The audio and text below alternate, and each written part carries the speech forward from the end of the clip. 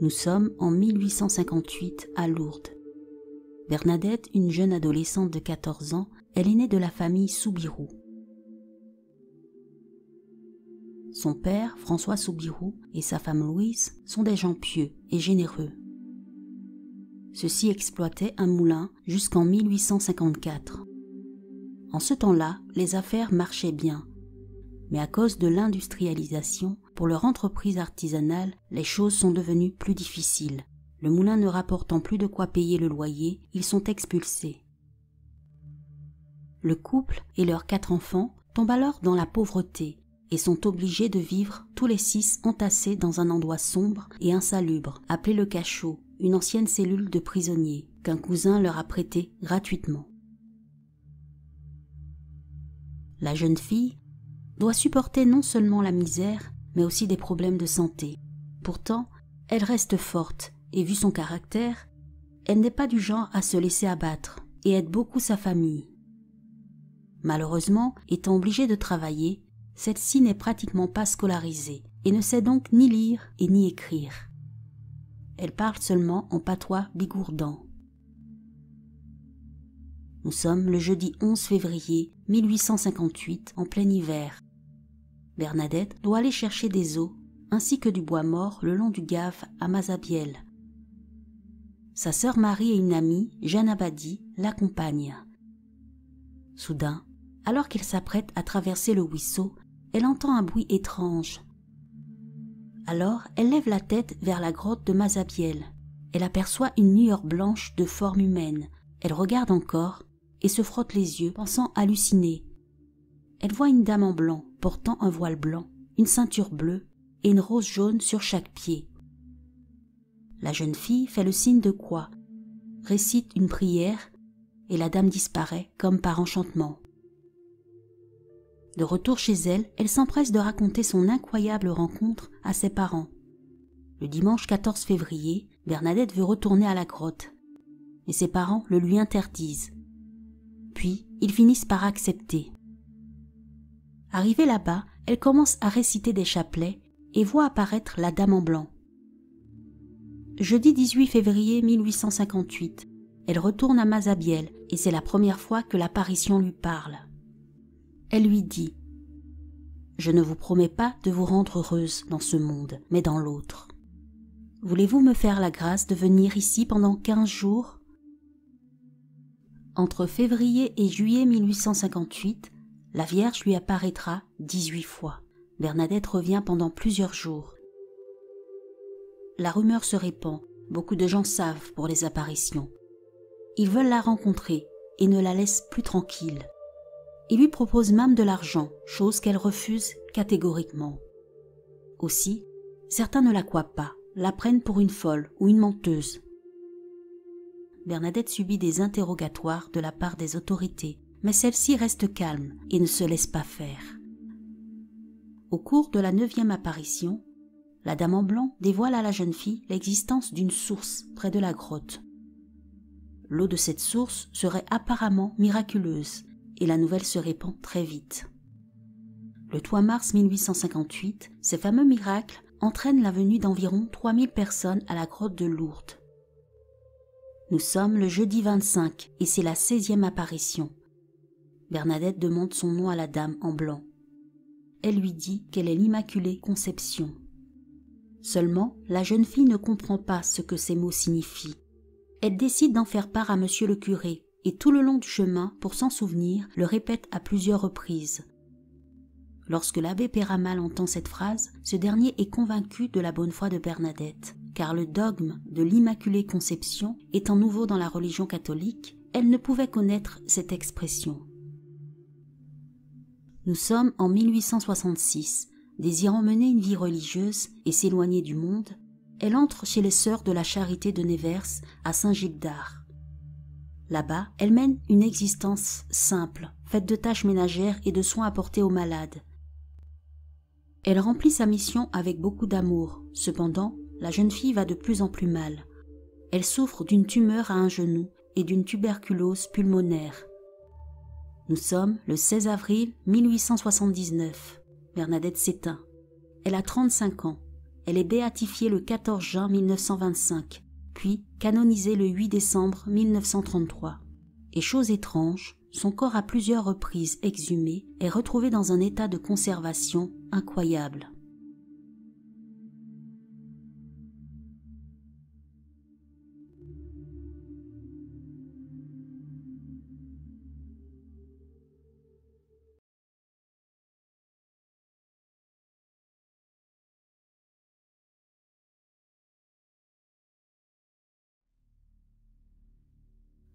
Nous sommes en 1902 à la Martinique, dans la ville de Saint-Pierre, qui est à cette époque la capitale économique et culturelle de l'île.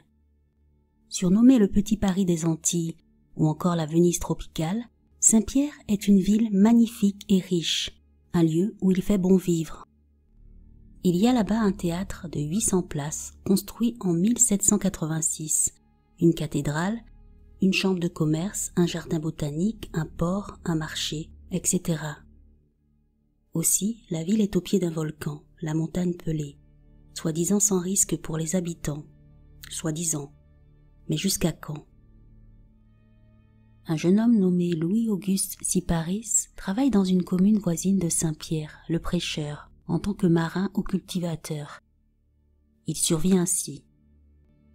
Lorsqu'il ne jobe pas, ce dernier va souvent faire la bringue avec des amis et se saoule au rhum. Et justement, nous voici à l'une de ces fameuses fêtes où le jeune homme boit sans compter. Complètement ivre, il commence à se disputer violemment avec un de ses compagnons de beuverie, et brusquement, il blesse celui-ci avec un couteau. Syparis est très vite arrêté et condamné à 1 mois de prison. On est en avril 1902, et depuis 3 mois, une odeur infecte de soufre a envahi le Prêcheur. Cette odeur inquiète et importune vraiment les préchotins. Vers fin avril, des tremblements de terre, des grondements souterrains sont ressentis dans la région et bientôt, rejetés par le volcan, une pluie de cendres s'abat sur la ville. Les habitants du Prêcheur ont de plus en plus peur et certains commencent à fuir vers Saint-Pierre. À Saint-Pierre, les gens ne semblent pas alarmés par ces nombreux phénomènes dus au volcan et pensent qu'ils n'ont rien à craindre. Ils sont juste un peu intrigués. Seulement, cette insouciance générale ne va pas durer. En effet, le 27 avril, jour du premier tour des élections législatives, les Pierrotins eux aussi sont incommodés par cette fameuse odeur de soufre. Nous sommes dans la prison où Syparis est enfermé, et l'homme a presque fini de purger sa peine. Il est emmené en ville pour effectuer quelques tâches, mais il profite de ce moment pour s'échapper et se rendre à une fête au Prêcheur. Syparis s'amuse et boit du rhum toute la nuit. Pourtant, le lendemain, pris de remords, il décide finalement de se rendre aux autorités. Il est condamné à 8 jours de cachot. Nous sommes au début du mois de mai et la colère de la montagne est de plus en plus intense. Séismes, violentes détonations, éclairs. Saint-Pierre est recouverte elle aussi par la neige de cendres qui atteint plusieurs centimètres. Elle a envahi les rues et a même pénétré les habitations. Face à ce spectacle incroyable, la population est divisée. Certains sont intrigués, d'autres fascinés, mais beaucoup d'entre eux sont terrifiés. D'ailleurs, quelques habitants finissent par plier bagages et s'en aller. Alors que la situation est très alarmante, l'administration souhaite que le second tour des élections législatives ait lieu comme prévu. Parmi les personnalités, il y a ceux qui souhaitent que Saint-Pierre soit évacué et ceux qui s'y opposent.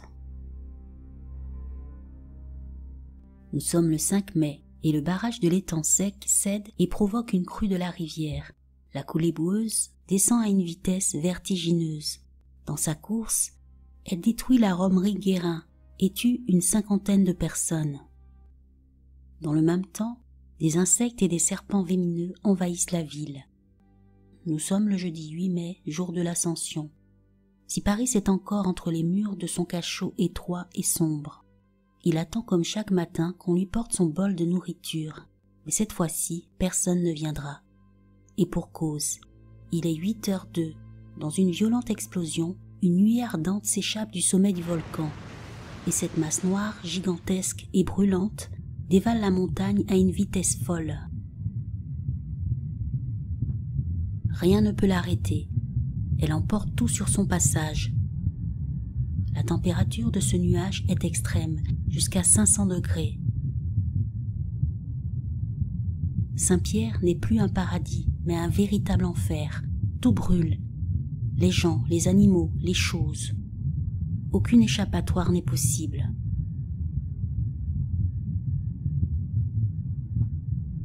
Certains ont essayé de se jeter à l'eau pour se sauver, mais sont morts ébouillantés. Syparis, enfermé dans son cachot, entend cette violente détonation. Il sent le sol trembler sous ses pieds. Dehors, il y a des cris épouvantables. Puis, au bout de quelques minutes, plus rien. Soudain, une fumée noire et brûlante pénètre par la petite fenêtre du cachot. Effrayé, il saute dans tous les sens, à droite et à gauche, pour l'éviter. Mais c'est inutile, sa peau brûle déjà. Il se met à crier à l'aide, espérant qu'on vienne le sauver. Mais dehors, il y a un silence de mort, et plus personne pour le tirer de cet enfer. Nous sommes le 11 mai, 4e jour de son calvaire, où il est resté sans nourriture et devant supporter la douleur de ses profondes blessures. Tout à coup, il entend du bruit près du cachot. Alors sans plus attendre, il réunit ses dernières forces et se met à hurler, à en perdre son souffle. « Aidez-moi » crie-t-il. Par chance, les sauveteurs entendent ses cris de détresse et ceux-ci réussissent à dégager l'entrée du cachot. Très vite, ils conduisent le pauvre homme à l'hôpital du Morne-Rouge. Syparis est un véritable miraculé. Les murs épais de son cachot l'ont sauvé d'une fin tragique, contrairement à ces 30 000 victimes qui sont mortes dans des conditions atroces. L'homme est soigné pour ses multiples brûlures, et ce dernier n'en revient toujours pas d'avoir eu autant de chance. S'il ne s'était pas rendu à cette fête, et s'il n'avait pas été condamné, il ne serait certainement plus de ce monde. Après la catastrophe, il est gracié. M. Bailey, un sombre directeur de cirque aux États-Unis, vient à sa rencontre et l'engage. Comme un monstre de foire, l'homme est exhibé avec ses brûlures sur le corps et est présenté au public en tant qu'unique survivant de l'éruption. Pourtant, il paraît que Syparis n'était en réalité pas le seul. Un cordonnier, Léon Compère, ainsi qu'une petite fille, auraient survécu eux aussi. Syparis, l'homme devenu célèbre malgré lui, meurt en 1929 à Panama.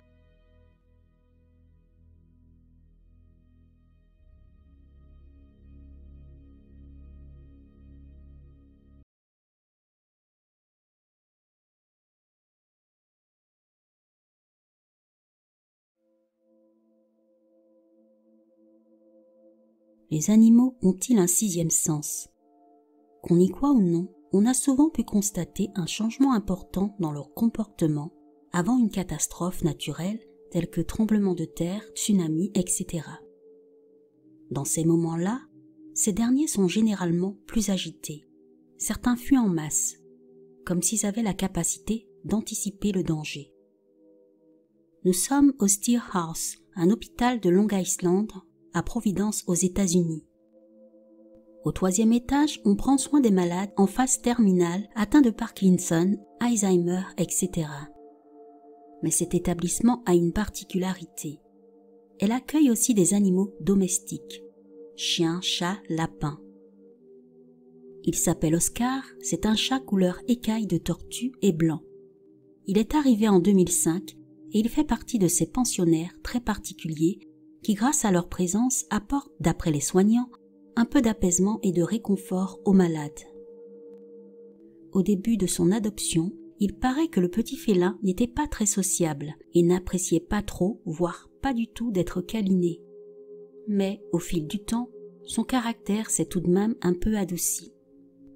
Après quelques mois de vie à l'hôpital, celui-ci a pris ses marques et a cette petite routine bien à lui, qui consiste à faire la tournée des chambres. De façon régulière, il rend visite aux patients, grimpe sur les lits, les renifle, les observe un instant et décide soit de ne pas s'éterniser, soit de rester plus longuement et de se blottir en boule à côté d'eux. Par ailleurs, plus le temps passe, plus le personnel hospitalier se rend compte d'un fait étrange. En effet, lorsque le petit chat reste près d'un malade, ce dernier rend l'âme généralement quelques heures seulement après l'arrivée du félin. Est-ce une simple coïncidence ou Oscar a-t-il le don de prédire la mort? En tout cas, après une vingtaine de décès dans les mêmes circonstances, les infirmiers et les médecins pensèrent que ça ne pouvait pas être une simple coïncidence et que leur petit pensionnaire à quatre pattes avait peut-être des facultés extraordinaires, une sorte de sixième sens. Ceux-ci décident alors de se servir du don d'Oscar à bon escient et de prévenir à chaque fois la famille des patients près duquel le matou se serait blotti, afin qu'ils aient le temps de se rendre au chevet du mourant et profiter des derniers instants avant la fin. Malheureusement, il y a aussi ces malades en fin de vie qui n'ont personne, aucun proche à contacter. Heureusement, Oscar est là pour les accompagner en douceur de l'autre côté. Quand Oscar reste près d'un mourant, en général les proches ne sont pas dérangés par ce dernier, bien au contraire. Mais certains d'entre eux ne souhaitent pas forcément sa présence. Alors on le sort de la chambre et referme la porte derrière lui. Mais souvent le petit chat n'est pas de cet avis. Très mécontent, celui-ci se met à faire des va-et-vient devant la porte émettant des miaulements de colère. Grâce à ses exploits, Oscar eut droit à un article dans une revue médicale américaine qui le rendit célèbre. C'est le docteur David Doza, gériatre de l'hôpital Stillhouse, qui rédigea l'article en question. En janvier 2010, le petit félin présage la mort d'une cinquantaine de malades, et pour le remercier de son aide précieuse, l'hôpital fit poser une plaque à son honneur.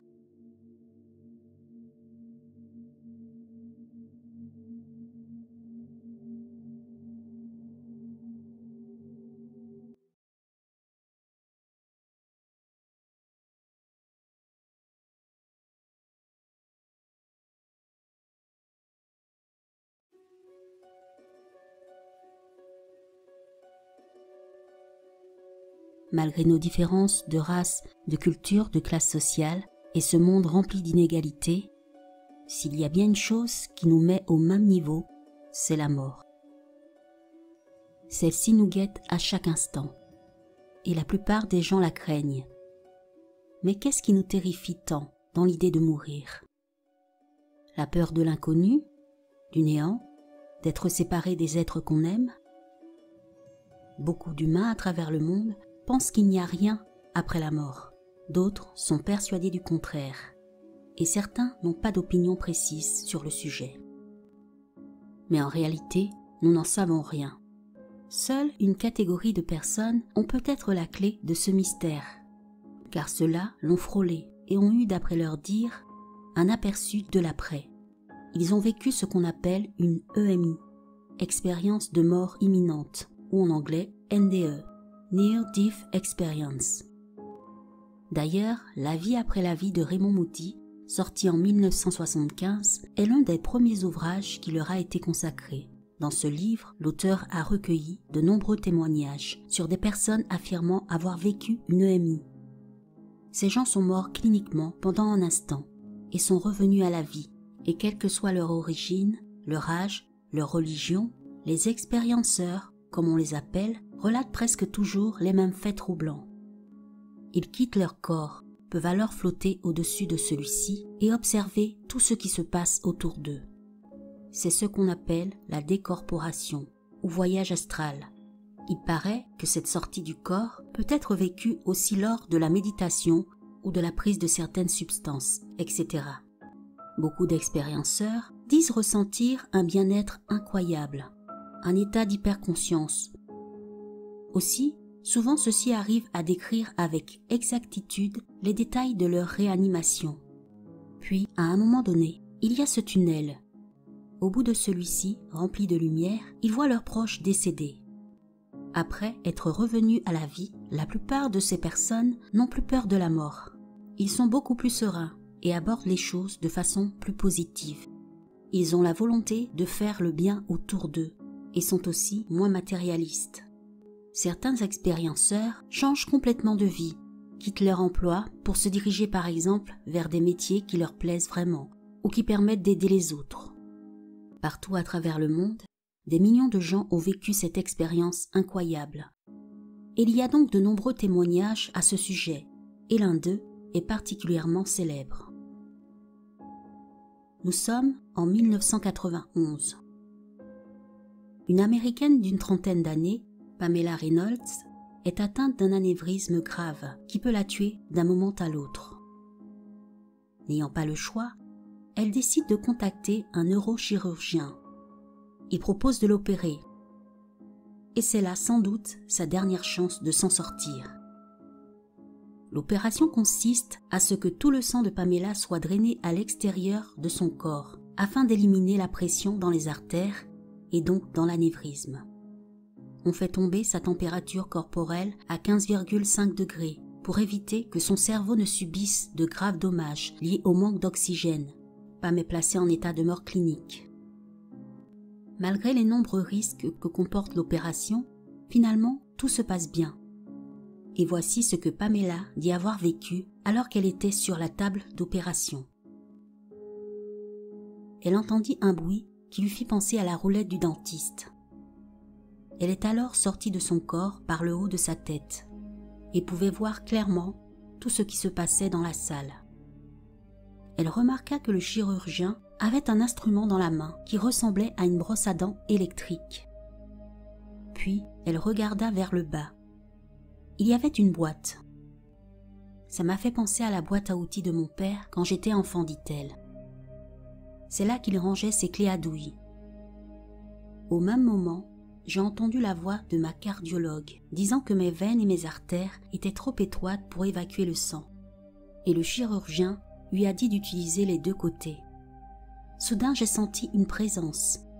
Et quand je me suis retournée, j'ai aperçu un minuscule point lumineux. Celui-ci semblait loin. Je me suis approchée de ce point et là, j'ai entendu ma grand-mère m'appeler. Je suis aussitôt allée vers elle. Plus Pamela se rapprochait de la lumière, plus elle commençait à voir des gens qu'elle connaissait. J'étais impressionnée, dit Pam. Ma grand-mère n'avait pas l'apparence d'une vieille femme. Elle était radieuse. Tous ces gens semblaient faits de lumière. Aussi, ils l'empêchèrent d'aller plus loin, et sans qu'ils aient besoin de parler, elle les comprenait comme par télépathie. Visiblement, il ne voulait pas qu'elle pénètre dans la lumière, et disait que si elle allait trop loin, il ne pourrait plus la relier à son corps physique. Alors son oncle la ramena en bas à travers le tunnel. Puis, malgré son désir de rester, elle dut réintégrer son corps. À son retour, elle ressentit une grande douleur. C'était comme plonger dans une piscine d'eau glacée, dit-elle. Comme tant d'autres expérienceurs, Pamela Reynolds a vécu une EMI plutôt positive, si on écoute son récit. Seulement, toutes les EMI ne sont pas aussi agréables que celle-ci. Certaines sont même terrifiantes. On appelle ça des EMI infernales ou négatives. D'ailleurs, les témoignages à ce sujet sont moins nombreux et on comprend pourquoi. Nous sommes en juin 1985.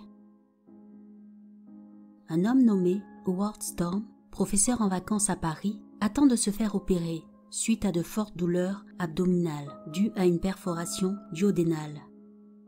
Mais l'attente est trop longue et la souffrance insupportable.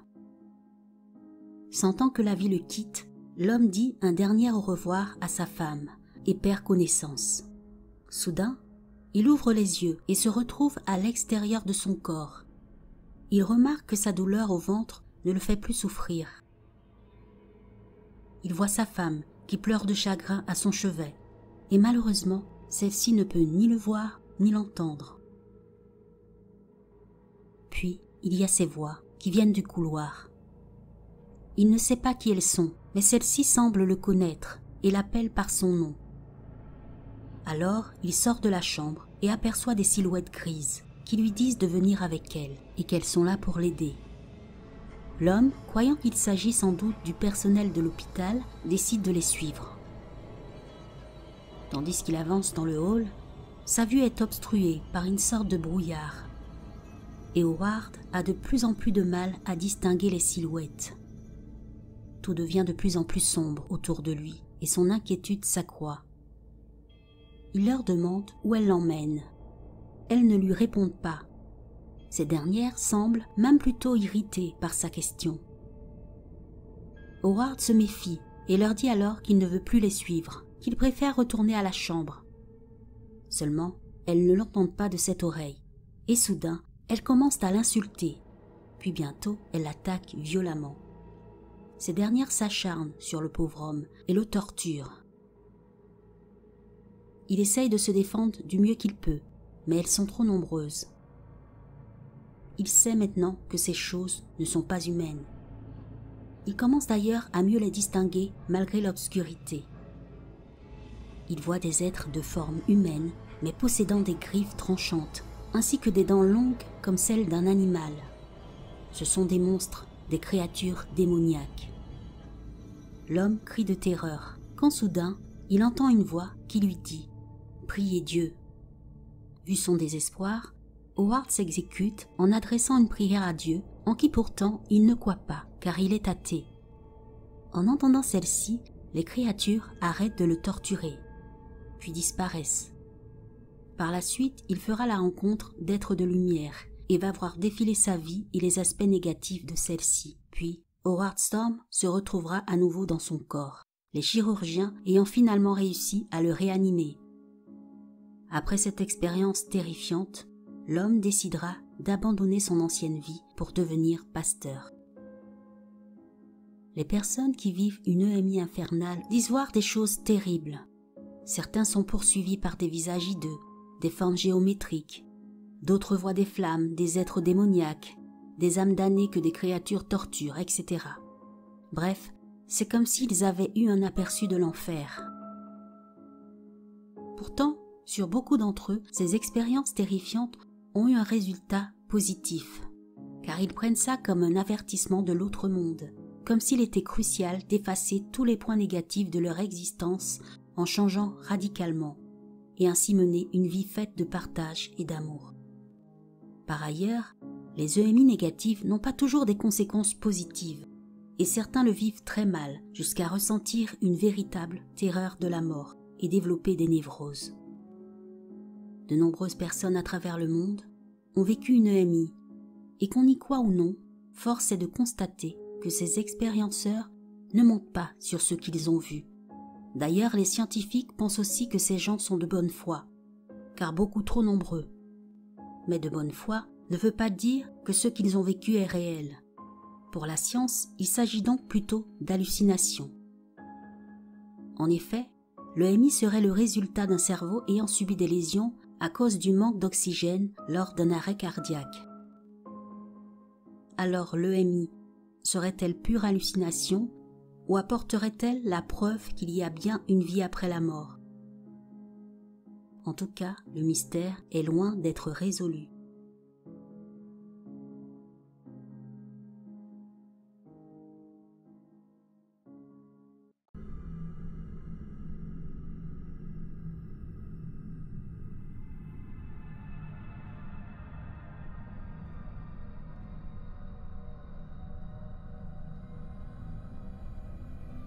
Nous sommes le 29 septembre 1903 dans la ville de Van Meter, située dans le comté de Dallas, en Iowa. Il est environ 1h du matin, lorsqu'un homme d'affaires du nom de Griffiths est brusquement réveillé par une lumière intense traversant la fenêtre de sa chambre. Assez surpris par cette lumière étrange, l'homme s'approche de la fenêtre pour essayer de voir d'où elle provient. Mais impossible de distinguer quoi que ce soit, donc il décide de sortir dans la rue. À ce moment-là, il aperçoit sur le toit du bâtiment d'en face comme une sorte de projecteur que quelqu'un ferait fonctionner. Il interpelle cette personne, lui demandant ce qu'elle fait là, mais l'individu ne lui répond pas. Et là, soudain Griffiths le voit sauter sur le toit d'à côté avant de disparaître complètement. Après cet étrange incident, l'homme assez perturbé en parle à son entourage et se rend compte qu'il n'était pas le seul à avoir vu la lumière ce soir-là. Nous sommes le lendemain le 30 septembre dans la même région à Van Meter. Il est très tard. Un médecin, un certain docteur Alcott, est en train de dormir lorsqu'il est réveillé lui aussi par une lumière vive illuminant sa chambre. Persuadé que des personnes mal intentionnées veulent entrer chez lui, très énervé, il décide de sortir muni d'un revolver, prêt à en découdre avec ces derniers. Lorsqu'il se retrouve à l'extérieur, il se rend compte que la lumière provient en fait du toit d'en face et qu'entre-temps celle-ci est devenue moins intense, et du coup, il peut voir ce qui se cache derrière. Et ce n'est visiblement pas un projecteur que quelqu'un fait fonctionner, c'est autre chose. L'homme reste sans voix lorsque sur ce toit, il aperçoit une grande silhouette humanoïde de 2 à 3 mètres de haut, avec d'immenses ailes ressemblant à celles d'une chauve-souris. Et c'est de cette créature qu'émanait la lumière. Complètement terrifié, le docteur Alcott se met à tirer sur la créature jusqu'à vider complètement son chargeur. Mais étrangement, celle-ci reste immobile et le regarde fixement. Ne pouvant plus rien faire face à cette chose, l'homme décide donc de prendre ses jambes à son cou et s'enfuit vers sa maison. Aussi, juste avant d'entrer, il regarde de nouveau en arrière et la chose avait disparu. Bientôt, la rumeur d'une étrange créature ailée se répand dans toute la région. Mais Clarence Dunn, le directeur d'une banque de la ville, pense que cette histoire n'est autre qu'un coup monté par une bande de voleurs pour tenter d'attirer les gens hors de chez eux. Le 1er octobre, l'homme décide de rester toute la nuit dans sa banque. Il s'enferme donc là-bas avec un fusil de chasse. Soudain, vers minuit passé, il entend un bruit étrange venant de l'extérieur, comme si quelqu'un était essoufflé.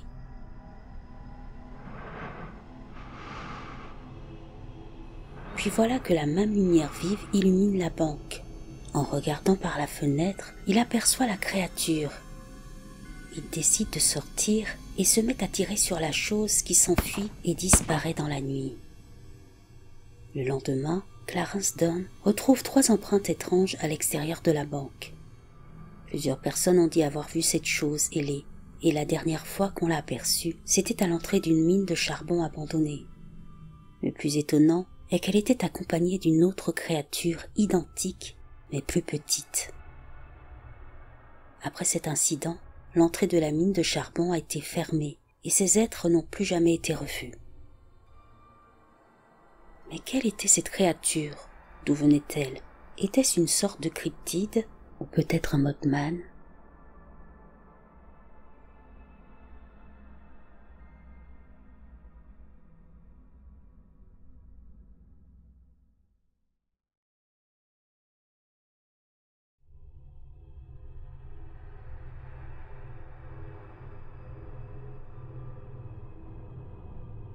En 1885, dans la petite ville agricole de Seneca dans l'Illinois, Patrick et Matilda Roney, un couple âgé qui vivait dans leur ferme, sont décédés dans des conditions étranges. En effet, la femme a été retrouvée brûlée vive dans sa cuisine. Bizarrement, tout son corps avait été réduit en cendres à l'exception de ses pieds gravement brûlés. Son mari Patrick, qui se trouvait à ce moment-là dans une autre pièce, est mort lui aussi. Ce dernier a apparemment été asphyxié par la fumée. Les enquêteurs ont été assez troublés par ce drame. Ils n'ont trouvé aucun signe d'acte criminel, et à part le corps de Matilda, ce qui est étrange, c'est que les flammes ne se sont pas propagées au reste de la pièce. L'enquête officielle menée par la police et le docteur Clandena a révélé que Matilda Roney était probablement décédée des suites d'une combustion spontanée du corps humain. En 1951, le corps de Mary Reiser, une femme de 67 ans, a été retrouvé dans son appartement à Saint-Pétersbourg, en Floride. Le 2 juillet, en se rendant à l'appartement, la propriétaire Nancy Carpenter a remarqué que la poignée de la porte d'entrée était brûlante. Inquiète, celle-ci, avec l'aide de 2 ouvriers, s'est introduite dans les lieux, et ce qu'ils ont vu les a horrifiés. Ils ont trouvé le crâne de la pauvre femme calciné et rétréci, un pied chaussé de pantoufles et une partie de sa colonne vertébrale. Aucune autre partie du corps n'était présente, ayant été presque entièrement incinérée. Et ce qui est encore plus étonnant, le reste de l'appartement n'a pas subi de dégâts. D'ailleurs, il y avait une pile de journaux à côté d'elle qui n'a même pas brûlé. Des tests ont été effectués sur plusieurs éléments de la pièce où Mary Reiser est décédée, mais rien qui puisse avoir déclenché l'incendie n'a été trouvé sur ceux-ci. Finalement, son décès a été classé comme un accident causé par un incendie d'origine inconnue. Nous sommes en 1982, le 15 septembre, dans le nord de Londres. Jenny, une femme de 61 ans, atteinte d'handicap mental, est avec sa famille dans leur maison d'Edmonton. Alors qu'elle se trouve dans la cuisine, en compagnie de son père Jack, brusquement, sans qu'on ne comprenne pourquoi, le haut de son corps prend feu complètement. Sous le choc, son père Jack et son beau-frère Donald Carroll tentent aussitôt de lui venir en aide en utilisant l'eau de la cuisine. Ils réussissent à éteindre les flammes. Bizarrement, il n'y a pas eu de dégâts dans la pièce, et la chaise où elle se trouvait, qui était pourtant en bois, n'a pas été touchée non plus. Malheureusement, Jenny, elle, est gravement touchée. Très vite, ils appellent l'ambulance qui l'emmène à l'hôpital. Elle est admise à North Middlesex, puis transférée à l'unité des brûlés, à Mount Vernon Hospital. Elle y est soignée, mais malheureusement, elle décède peu après d'une bronchopneumonie. Mais qu'est-il arrivé à cette femme? A-t-elle été victime d'une combustion spontanée? En tout cas, le mystère reste entier.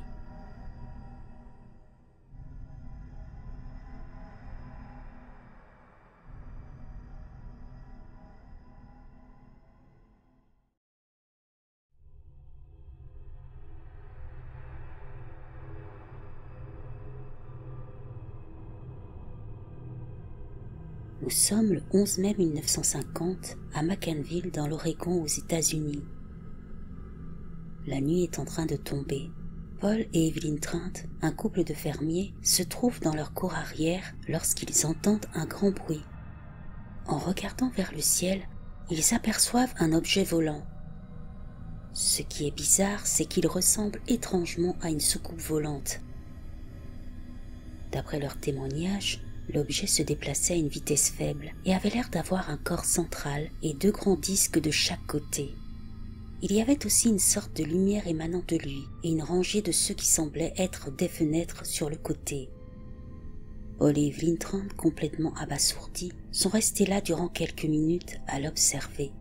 Puis afin d'avoir une preuve de ce qui se passait, ont décidé d'aller chercher un appareil photo à l'intérieur, sont ressortis et ont réussi à prendre quelques clichés avant que la chose ne disparaisse complètement. Après avoir développé les photos, ceux-ci ont été surpris de voir une image assez claire de l'OVNI. Suite à la révélation de leur histoire, les fameuses photos ont été publiées dans le journal local, et bien sûr celles-ci n'ont pas laissé le public indifférent. Il y avait 2 camps, ceux qui étaient persuadés que c'était un vaisseau spatial, et les autres, les sceptiques, pas convaincus du tout, soutenant que les photos étaient truquées. Seulement, après une analyse poussée des données, beaucoup d'experts sont arrivés à la conclusion que l'observation d'OVNI n'était pas un canular. De plus, le couple a toujours été décrit comme étant des gens honnêtes, qui n'ont jamais tenté de tirer profit des photos. Durant des années, les ufologues ont cherché à comprendre ce qu'était cet objet. Il y a eu de nombreuses théories à ce sujet. Certains pensaient que c'était un météore, d'autres un engin militaire secret qui était testé à l'époque. Mais l'hypothèse la plus répandue est que l'objet était d'origine extraterrestre. Evelyn Trent est décédée en 1997 et son mari l'année d'après. Il faut savoir que le couple a tenu le même discours jusqu'à leur mort, à savoir que leur rencontre avec l'OVNI ainsi que les clichés qu'ils ont pris de ce dernier étaient authentiques.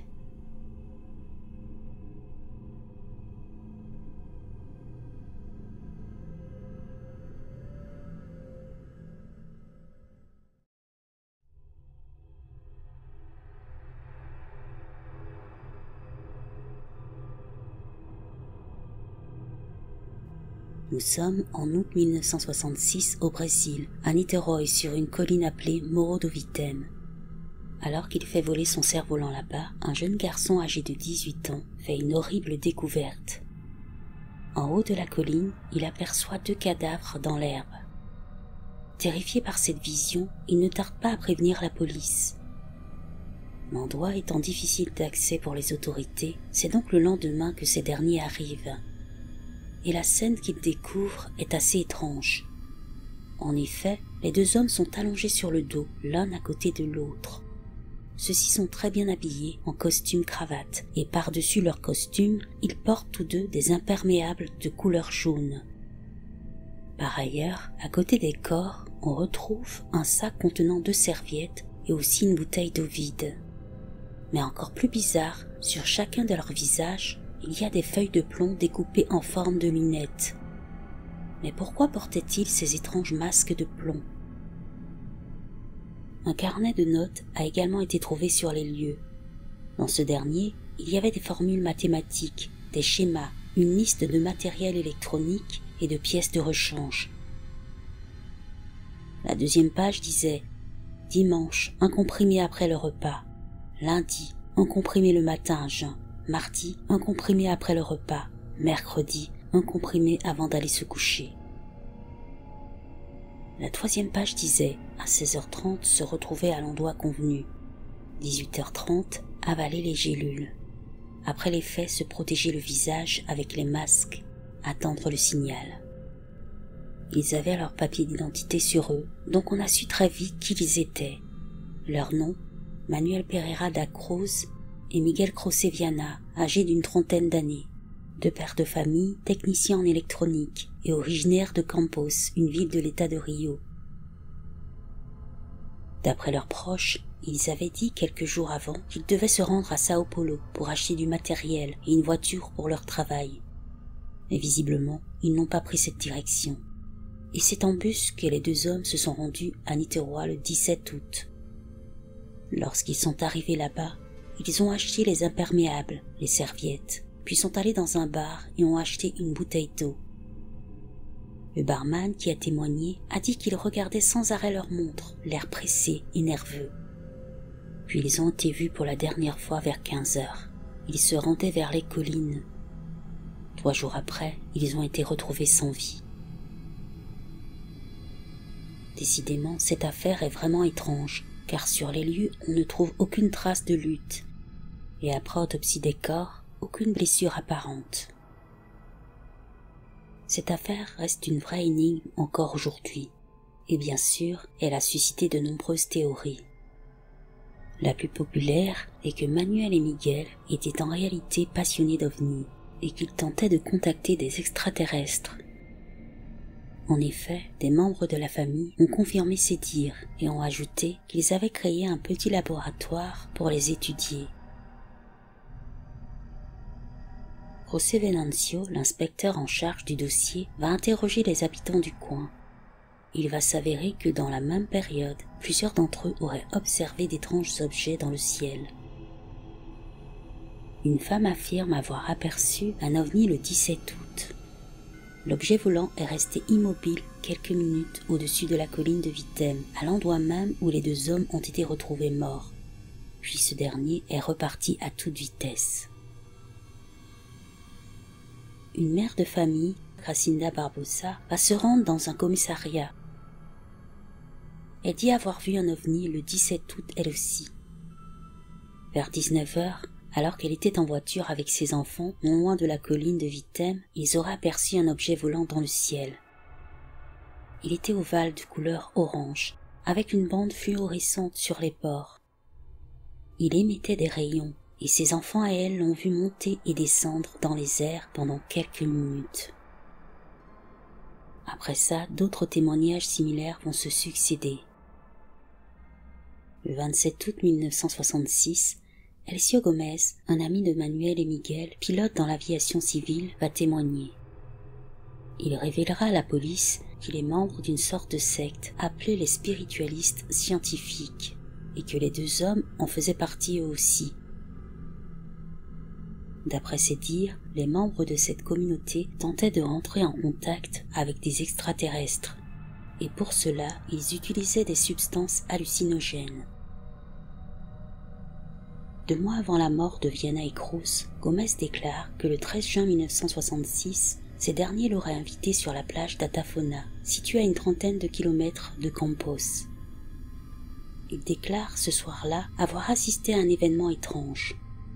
Selon lui, lorsqu'il retrouve ses 2 amis sur la plage, un objet volant très lumineux serait descendu du ciel, aurait plané au-dessus du rivage durant quelques minutes, puis serait remonté vers le ciel à une vitesse incroyable. En tout cas, malgré les nombreuses théories à ce sujet, l'affaire des hommes au masque de plomb reste encore une énigme à ce jour.